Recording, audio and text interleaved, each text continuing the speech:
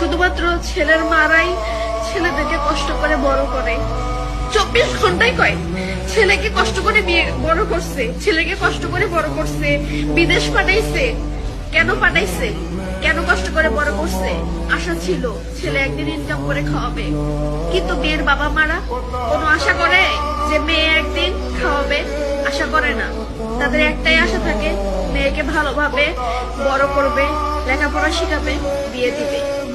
একটা মেয়েকে বাবা মা বড় করে 20 বছর পর্যন্ত লালন পালন করে, লেখাপড়া করে বিয়ে দেয়। আমরা এসে কি করি? পরের ঘরের ছেলে, সংসার, তাদের মা সবকিছু সামলাই আমরা, তাদের আত্মীয় স্বজন, বোন সবকিছু সামলাই। কিন্তু যারা জন্ম দেয়, যারা বড় করে বিয়ে দেয়, তাদের কোনো কিছুতে কামে লাগে? আমাদেরকে লাগে না। পরের বাড়িতে সবকিছু সামলিয়ে জীবনটা শেষ করে দিয়ে আমরা। তারপরেও পরের বাড়ির মন পাই না।